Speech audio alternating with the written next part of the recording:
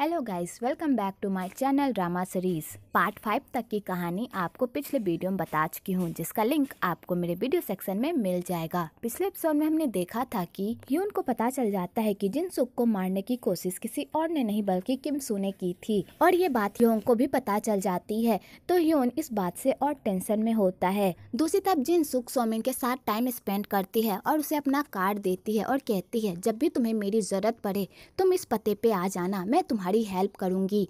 और ये कहकर जिनसुक वहाँ से चली जाती है और सोमिन भी। आगे ह्यून किमसू के पास जाता है और किमसू को कहता है, मुझे पता है कि तुमने जिनसुक को मारने की कोशिश की थी।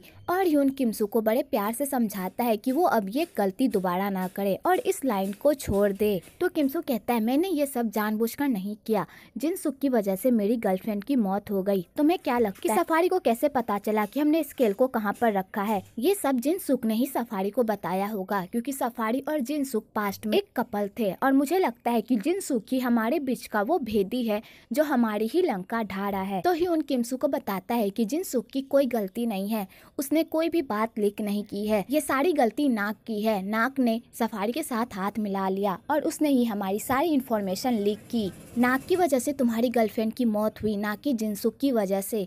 तो किमसू ये सुनकर तो पूरी तरह शॉक्ड ही हो जाता है। तो ह्यून कहता है, तुमने पहले जो भी किया अब उसे बदला नहीं जाता, लेकिन अब से तुम कुछ भी नहीं करोगे।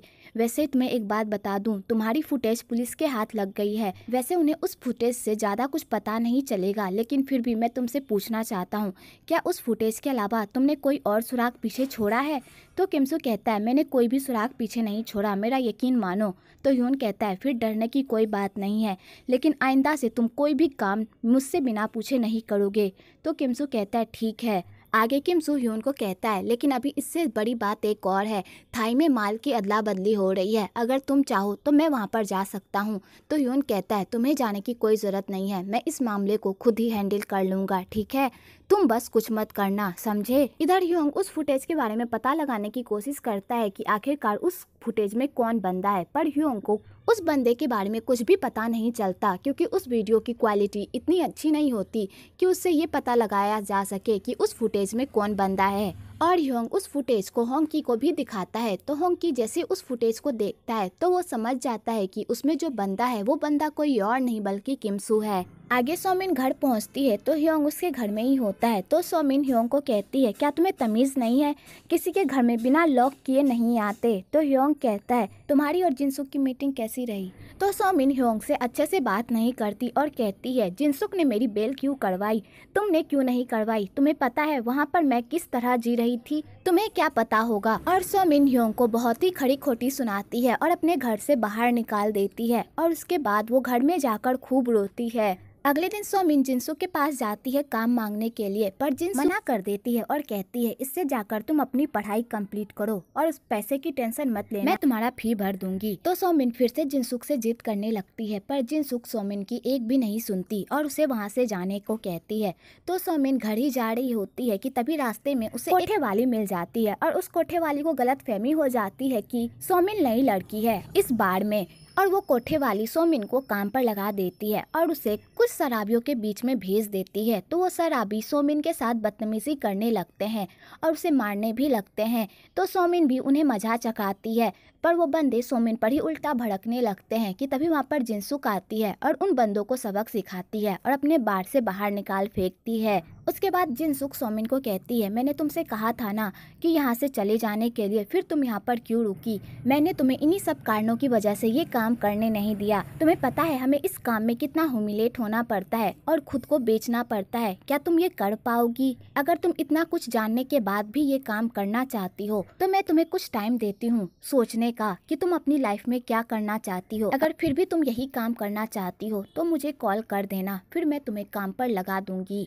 आगे सोमिन घर जाती है और सोच विचार करके जिनसुक को कॉल करती है और कहती है, मैं ये काम करना चाहती हूँ, क्योंकि जिनसुक बदला लेना चाहती है अपनी बहन की मौत का। दूसरी तरफ जिनसुक उस जेल के गार्ड से मिलती है और उससे पूछती है कि उस दिन की फुटेज कहाँ है और मुझे किसने मारने की कोशिश की थी, मुझे बताओ। तो वो गार्ड कहता है मेरे पास कुछ भी नहीं है, सारे फुटेज डिलीट हो गए हैं। तो जिनसुक उस गार्ड को खूब टॉर्चर करती है। तो वो गार्ड कहता है अभी भी एक फुटेज बाकी है जो ह्योंग के पास है। दूसरी तरफ वो लोग माल की डील कर रहे होते हैं तो ह्यून भी उन लोगों के बीच में होता है और ह्यून उन लोगों को मार मार कर उनका कचूमर बना देता है और सारा माल लेकर वहाँ से रफू चक्कर हो जाता है।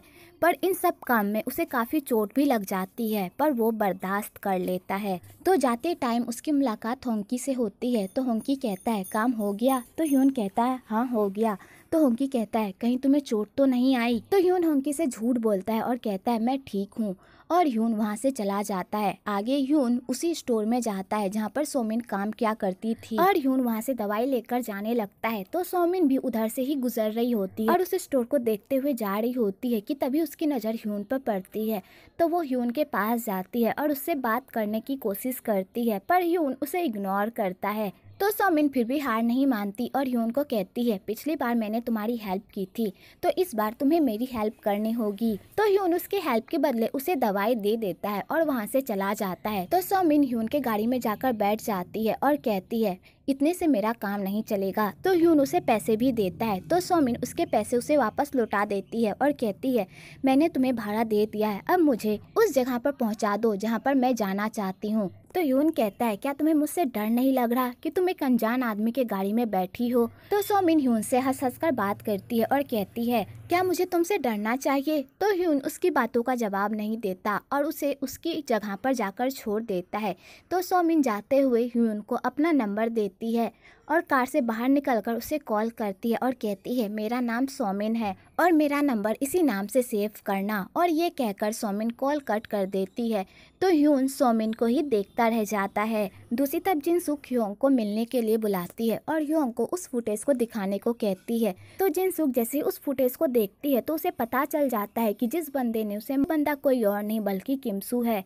पर वो ये बात ह्योंग को नहीं बताती, उल्टा ये कह देती है कि उसे इस बंदे के बारे में नहीं पता और ये तो उसका काम है ना ये पता लगाने की कि ये बंदा कौन है और किसने उसे मारने की कोशिश की है। तो ह्योंग कहता है मुझे इस बंदे के बारे में पता है, इसका नाम सू है और ये डॉक्टर सन का राइट हैंड बंदा है। तो जिनसुक ये सुनकर तो और ही शॉक्ड हो जाती है, पर ह्योंग के सामने ऐसा प्रिटेंड करती है कि जैसे उसे कुछ पता ही ना हो। आगे जिनसुक ह्योंग के लिए एक लड़की का इंतजाम करती है और वो लड़की कोई और नहीं बल्कि सोमिन होती है। तो सोमिन और ह्योंग एक दूसरे को देखकर पूरी तरह शॉक्ड हो जाते हैं। तो जिनसुक सोमिन को कहती है तुम्हें इस बंदे का अच्छे से ख्याल रखना होगा, तुम्हें याद है ना कि मैंने तुम्हें क्या कहा था, तुम्हें इस बंदे को अपने प्यार में पागल करना है क्योंकि हमें इस बंदे की जरूरत है। और जिनसुक ये कहकर वहाँ से चली जाती है। तो सोमिन ह्योंग को कहती है जिनसुक ने मुझे पहला टास्क दिया है तुम्हें पटाने का और मुझे ये काम करना होगा उसके गुड बुक्स में आने के लिए।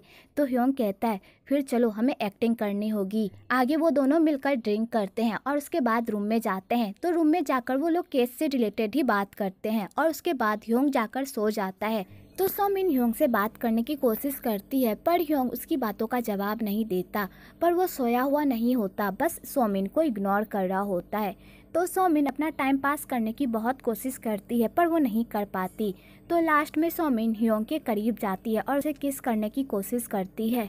तो ह्योंग जग जाता है और सोमिन को कहता है तुम ये क्या कर रही हो। तो सोमिन कहती है मुझे जिनसुक ने जो काम करने को कहा वही काम कर रही हूँ। तो ह्योंग कहता है तुम्हें ये सब करने की कोई ज़रूरत नहीं है और ह्योंग वहाँ से चला जाता है। और बाहर जाकर ह्योंग को बहुत ही अजीब लगता है और सोमिन को भी। आगे इधर ह्यून को भी पता चल जाता है कि जिनसुक को पता चल गया है कि जिसने भी उसे मारने की कोशिश की थी वो बंदा कोई और नहीं बल्कि किमसू है। को समझाता है कि वो किमसू से बदला ना ले, पर जिनसुक ह्यून की एक भी बात नहीं सुनती और कहती है उसने मुझे मारने की कोशिश की है, मैं उसे नहीं छोड़ूंगी। तो ह्यून कहता है पहले आपने शुरुआत की थी, मुझे पता है किमसू की जो गर्लफ्रेंड थी वो आपकी ही कोठे की लड़की थी और आपने जानबूझकर किमसू के पीछे उसे भेजा था उस पर नजर रखने के लिए। आपको इसलिए मारने की कोशिश की क्योंकि उसे लगा कि हम लोगों के बीच जो स्पाई है वो आप हैं, लेकिन वो स्पाई आप नहीं बल्कि नाग था और नाग ने ही आपको झूठे केस में फंसाया था और आपको जेल भेजा था।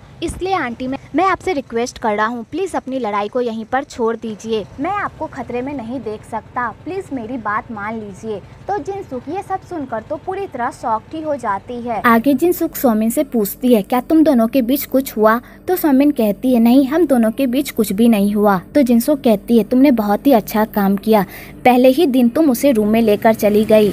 इसी तरह तुम कोशिश करते रहो, तुम्हें सफलता जरूर मिलेगी। आगे जिनसुक फिर भी किम सू से बदला लेती है और अपने बंदे भेजती है किम सू को मारने के लिए, पर किम सू उन बंदों से लड़ता है और उन्हें मार मार कर उनकी चटनी बना देता है और जिनसुक के पास जाता है उसे मारने के लिए। दूसरी तरफ ह्यून को जब इस बारे में पता चलता है कि उसकी आंटी और उसका सबसे प्यारा दोस्त आपस में ही लड़ रहे हैं, तो वो पूरी तरह शॉक्ड हो जाता है और उन दोनों की लड़ाई रोकने के लिए आंटी के पास जाता है और किम सू को रोकता है। तो किम सू ह्यून की खातिर जिनसुक को कुछ भी नहीं करता और कहता है, आंटी मुझे माफ कर दीजिए, मुझसे गलती हो गई, मैंने बिना सच्चाई जाने आप पर हमला किया। और किम सू जिनसुक को चोट नहीं पहुंचाता और ह्यून को कहता है, मैंने तुम्हारी खातिर तुम्हारी आंटी को छोड़ दिया। तो ह्यून कहता है, थैंक यू। तो ह्यून अपनी आंटी को कहता है, अब हिसाब बराबर हो गया ना, अब आप दोनों एक दूसरे को कुछ नहीं करिएगा ना। तो आंटी कहती है, ठीक है, अब मैं कुछ भी नहीं करूँगी। चेयरमैन जो सफारी को अपने पास बुलाते हैं और चेयरमैन जो ही पुसान भी होते हैं। तो चेयरमैन जो सफारी को उसके मौत के दर्शन करवाते हैं, क्योंकि सफारी की वजह से चेयरमैन जो का बहुत ही बड़ा नुकसान होता है, क्योंकि उन्होंने जितनी बार भी सफारी को माल दिया, सफारी ने वो सारा माल बर्बाद कर दिया और चेयरमैन जो को उन माल के बदले भूटी कोड़ी भी नहीं मिली। और चेयरमैन जो ने सफारी को ये भी ऑर्डर दिया था कि वो डॉक्टर सन को किसी भी कीमत पर जान से मार डाले, पर सफारी ने ये भी काम नहीं किया, जिस वजह से चेयरमैन जो को सफारी पर बहुत गुस्सा आता है और चेयरमैन जो सफारी को उसके मौत के दर्शन करवाते हैं और उसे एक लास्ट चांस देते हैं डॉक्टर सन को मारने का। कि तभी उधर से चेयरमैन जो का बेटा जोहा आ जाता है और वो भी सफारी को मौत के दर्शन करवाता है और वो दोनों बाप बेटे मिलकर सफारी को लास्ट वार्निंग देते हैं कि अगर इस माल की अच्छे से डील नहीं हुई और मेरे अकाउंट में पैसे नहीं आए तो मैं तुम्हारा क्या हर्ष करूंगा, तुम सोच भी नहीं सकते। और इस बार मैं तुम्हें दोबारा चांस नहीं दूंगा, इसलिए जाओ और डॉक्टर सन को किसी भी कीमत पर मार डालो। तो बेचारा सफारी अपनी जान बचाकर वहाँ से चला जाता है और उसके बाद वो जिनसुक को कॉल करता है और उससे माल की डील करने की कोशिश करता है। पर जिनसुक सफारी को कहती है, मुझे पता है कि तुमने मेरा इस्तेमाल किया है डॉक्टर सन को मारने के लिए और तुम्हें लगता है कि मैं तुम्हारे साथ डील करूंगी, बिल्कुल भी नहीं, मुझे तुम पर बिल्कुल भी भरोसा नहीं है। तो सफारी सारा इल्जाम नाग पर लगा देता है और कहता है, मैंने तुम्हें बिल्कुल भी धोखा नहीं दिया, ये सारा प्लान नाग का था, उसी ने तुम्हें फंसाने की कोशिश की, मेरा भरोसा करो। तो जिनसुक कहती, तुम्हारा और भरोसा बिल्कुल भी नहीं। तो सफारी कहता है, अगर मैं नाग को तुम्हारे सामने खड़ा कर दूं, तब तो तुम मुझ पर यकीन करोगी ना। और ये कहकर सफारी कॉल कट कर देता है। उसके बाद सफारी नागमान को मारने के लिए जाता है।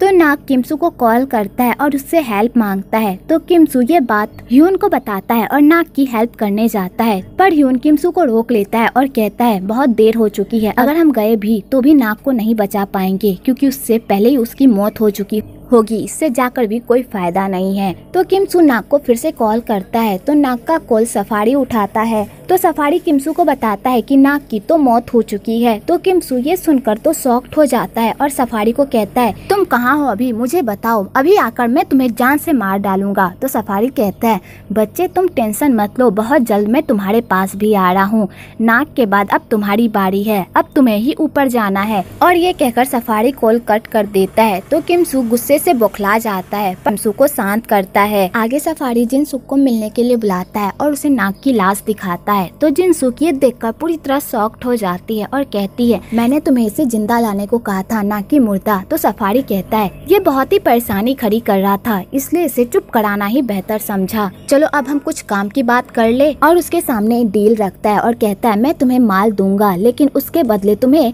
किमसू का पता बताना होगा। तो जिनसुक कहती है, तुम्हें क्या लगता है कि मैं तुम्हें तुम्हें पता बताऊंगी। तो सफारी कहता है हाँ बिल्कुल लगता है, क्योंकि मुझे लगता है कि तुम मुझ पर भरोसा करती हो। तुम्हें चेयरमैन जो के बारे में पता है ना, वो डॉक्टर सन को मारना चाहते हैं। तो जिनसुक कहती है मैं ऐसा होने ही नहीं दूंगी, चाहे कुछ भी हो जाए मैं उसे बचा कर रहूंगी। तो सफारी कहता है मैं भी यही चाहता हूँ, इसलिए मुझसे हाथ मिला लो और बताओ किमसू कहाँ पर है। तो जिनसुक कहती है मुझे तुम पर जरा सा भी भरोसा नहीं है और मैं तुम्हें कुछ भी नहीं बताऊंगी। और जिनसुक ये कहकर वहाँ से चली जाती है। आगे ह्यून को भी पता चल जाता है कि जिनसुक सफारी से मिली है। तो ह्यून जिनसुक को कहता है मैंने तुम्हें कितनी बार मना किया है कि सफारी से मत मिलो और ना ही उसके साथ कोई डील करो, तुम मेरी बात क्यों नहीं मानती? क्या तुम्हें नहीं पता कि सफारी तुम्हारा इस्तेमाल कर रहा है? इसलिए मैं तुम्हें बार बार समझा रहा हूँ कि इस दलदल से बाहर निकलो। तो जिनसुक कहती है मैं नहीं निकल सकती और मैं ये सब तुम्हारे लिए कर रही हूँ। अगर मैंने तुम्हारे लिए ये सब नहीं किया तो वो तुम्हें जान से मार डालेंगे।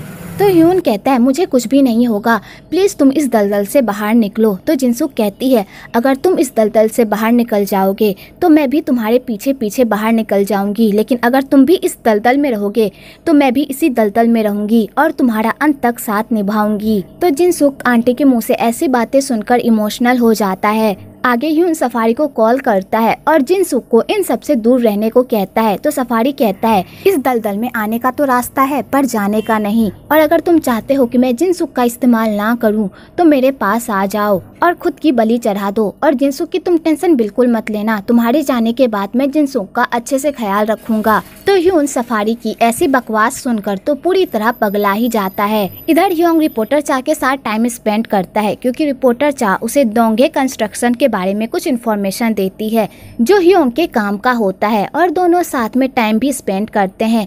तो ह्योंग को लगता है कि रिपोर्टर चा वैसी नहीं है जैसी वो दिखाती है, वो अंदर से टूटी हुई है, क्योंकि रिपोर्टर चा के पापा एक असेंबली मैन होते हैं और रिपोर्टर चा अपने पापा से बहुत ही नफरत करती है, क्योंकि उसके पापा एक घटिया इंसान होते हैं। एक बार इधर किमसू सफारी से बहुत ही परेशान होता है और ह्यून को कहता है हमें सफारी को ढूंढकर रास्ते से हटा देना चाहिए। तो ह्यून कहता है तुम इतना सफारी से क्यों डर रहे हो? तो किमसू कहता है मैं सफारी से डर नहीं रहा, मैं बस ये नहीं चाहता कि वो कुछ ऐसा कर जाए जिससे हमें बाद में पछताना पड़े। तो ह्यून कहता है सबसे पहले हमें ये पता लगाना होगा कि सफारी कहाँ पर रहता है। तो किमसू कहता है ये बात हम कैसे पता लगाएंगे? तो ह्यून कहता है किम बॉम को पता होगा कि सफारी कहाँ पर रहता है। वैसे किम बॉम है कहाँ? तो किमसू कहता है वो तो प्रोसिक्यूटर के ऑफिस में है, लेकिन मुझे एग्जैक्ट लोकेशन नहीं पता कि वो कहाँ पर है। इधर ह्योंग के दिमाग में भी एक आइडिया आता है कि किम बॉम ने तो डॉक्टर सन का चेहरा देखा है, अगर वो उसके हाथ लग गया तो उसे पता चल जाएगा कि डॉक्टर सन कौन है। तो ह्यून और ह्योंग दोनों ही अपने अपने प्रोसिक्यूटर से पता लगाता है कि आखिरकार किम बॉम कहाँ पर है। तो उन लोगों को पता चलता है कि किम बॉम एक हॉस्पिटल में है। तो ह्योंग और ह्यून दोनों ही हॉस्पिटल जाते हैं किम बॉम को पकड़ने के लिए, लेकिन उससे पहले ही सफारी और सफारी के बंदे किम बॉम को हॉस्पिटल से उड़ा लेते हैं। तो ह्यून को पता चल जाता है और ह्यून सफारी का पीछा करता है कि तभी उसकी मुलाकात ह्योंग से हो जाती है। पर ह्योंग ह्यून पर ज्यादा ध्यान नहीं देता और उसे लगता है कि शायद ह्यून एक मामूली इंसान है, और ह्योंग उसे इग्नोर करके हॉस्पिटल के अंदर चला जाता है। तो ह्योंग को वहां जाकर पता चलता है कि किम बॉम वहां से गायब हो गया है। तो ह्योंग को लगता है कि किम बॉम के गायब होने में डॉक्टर सन का ही हाथ है। इधर सफारी अपने बंदों के साथ किमसू के पास जाता है और किमसू को किडनैप करके वहां से लेकर चला जाता है। और उसके बाद सफारी ह्यून को कॉल करता है और कहता है अगर तुम किमसू की जान बचाना चाहते हो तो खुद ही मेरे पास चलकर आओ, वरना तुम्हारे प्यारे दोस्त की जान चली जाएगी। तो बेचारा ह्यून ये सुनकर तो पूरी तरह शॉक्ड ही हो जाता है और सफारी से विनती करता है कि वो हमारे बीच की लड़ाई में किसी और को ना घसीटे, पर सफारी उसकी एक भी नहीं सुनता और कॉल कट कर देता है। तो बेचारा ह्यून पूरी तरह पगला जाता है कि आखिरकार वो करे तो करे क्या, कि तभी ह्यून को कमिश्नर का कॉल आता है और कमिश्नर ह्यून को बताता है कि किम बॉम गायब हो गया है। क्या तुम्हें पता है कि किम बॉम के गायब होने में किसका हाथ है? तो ह्यून कहता है मुझे नहीं पता। तो कमिश्नर ह्यून की आवाज़ सुनकर समझ जाते हैं कि कोई ना कोई प्रॉब्लम जरूर है। तो कमिश्नर ह्यून को कहते हैं क्या बात है, क्या कुछ हुआ है?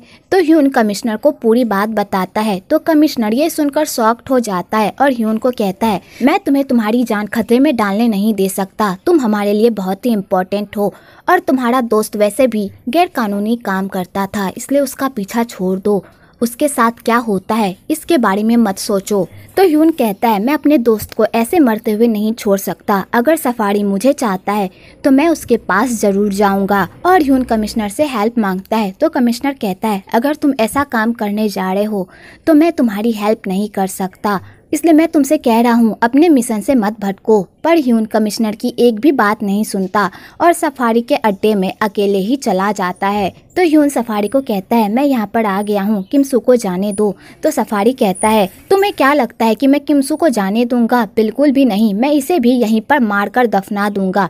और तुम्हारी हिम्मत कैसे हुई मेरे सामने शर्त रखने की? क्या तुम किसी पोजीशन पर हो जो तुम मेरे सामने शर्त रख सकते हो? तो ह्यून सफारी से बहुत ही प्यार से कहता है कि वो किमसू को जाने दे, पर सफारी उसकी एक भी नहीं सुनता। तो ह्यून अपने फाइटिंग मोड में आ जाता है और सबसे जबरदस्त फाइट करता है और ह्यून सारे गुंडों को मार मार कर उनका कचुम्बर बना देता है। पर वहाँ पर गुंडे ज्यादा होते हैं और ह्यून अकेला, तो ह्यून उन सारे गुंडों से नहीं लड़ पाता और ऊपर से सफारी और इंसू भी ह्यून से फाइट करने लगते हैं और उसे खूब मारते हैं। तो बेचारा ह्यून नीचे गिर जाता है। तो सफारी कहता है अब तुम्हें गिव अप कर देना चाहिए क्योंकि अब तुम्हें कोई भी बचाने वाला नहीं। तो ह्यून कहता है ठीक है मैं गिव अप कर रहा हूँ, लेकिन मेरी एक रिक्वेस्ट है, प्लीज़ किमसू को यहाँ से जाने दो। तो सफारी कहता है ये तो नहीं हो सकता, मैं किमसू को नहीं जाने दे सकता, वो भी आज तुम्हारे साथ यहीं पर मरेगा, लेकिन मैं तुम पर एक एहसान जरूर कर सकता हूँ। तुम्हारे जाने के बाद मैं जिनसुक का बहुत ही अच्छे से ख्याल रखूंगा, उसे किसी चीज़ की भी कमी होने नहीं दूंगा। और ये कहकर सफारी अपने बंदे को ऑर्डर देता है ह्यून को मारने का। तो इंसू ह्यून को मारने लगती है और यहीं पर पार्ट 6 खत्म होता है। अगर आपको ये वीडियो अच्छी लगी हो तो एक लाइक जरूर करें और मेरे चैनल को सब्सक्राइब करना तो बिल्कुल ना भूले।